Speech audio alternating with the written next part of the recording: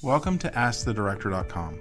We are a full-service digital marketing agency for funeral and cemetery service providers.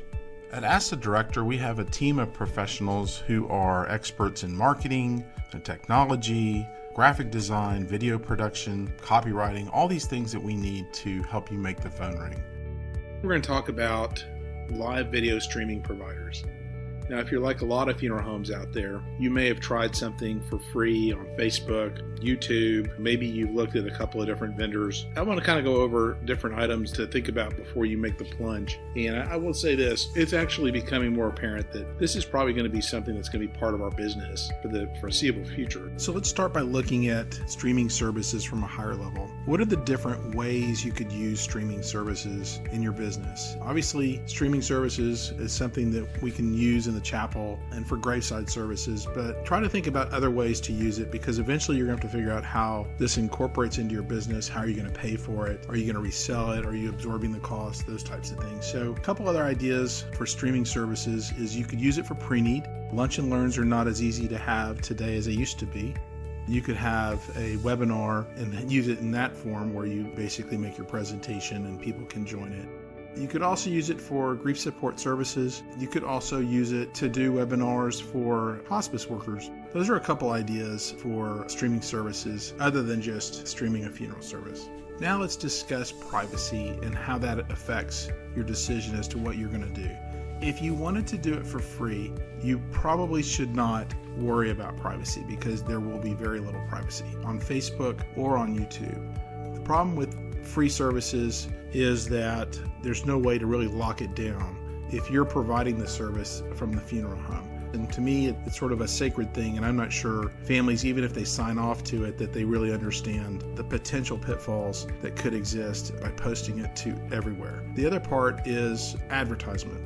If you're posting on YouTube and you host it there, when the video is over, there's no determination as to what video comes next. There might be an advertisement that's inappropriate. So you want to make sure that you have the ability to stream privately for the family, give them easy access with a simple password and a link. And I think that's probably the number one reason to pay for a service as opposed to doing it for free. So let's talk about cost. I don't know how many times I've heard a new product pitched to funeral homes where the vendor is saying, just add it to your service line, or if you just charge this much to the family, you can make this much. And that's easier said than done. These days, it's not as easy to just add cost to families, because that's not the direction they're moving. So we have to be very cautious about the cost of our products, and we at Ask the Director are very cost sensitive. We understand that if it's going to cost a lot, it's going to be harder for our clients to recover that amount. Another thing to consider with cost is what equipment are you going to need to start streaming. Some services require a lot of investment and some require hardly any. We don't require very much at all. You just need an iPad, a phone, a tripod if you have it, but directors can figure stuff out. Sometimes they'll use a flower pedestal or an easel to make that work the same. It's not just the monthly fee. Look at what your additional costs are going to be when selecting a provider. Another thing to consider is, will the family have access to the video after the live streaming service? Not everybody will be able to go to the service. Not everybody will be able to watch it. So it's important to make sure that there's a video online that the family can watch, at least for a month or two. We do 3 months. But in addition to that, you also want the ability to download it to a DVD. You could also download it to a memory stick. So be sure that you have those services with the vendor you choose. You also want to consider how many people can watch the live streaming event at the same time.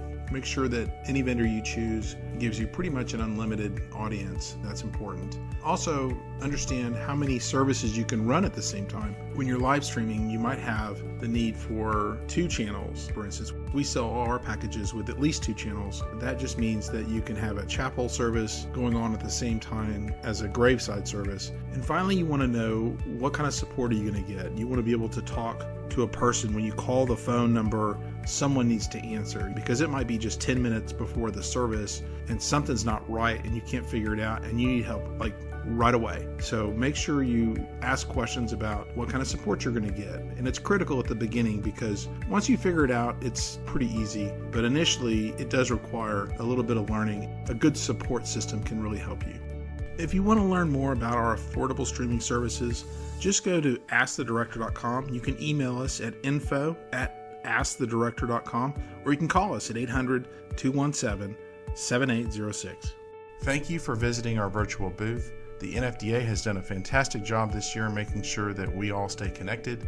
And if you're ready to connect with more families, we are there to help. So give us a call or send us an email. We'd be honored to serve you.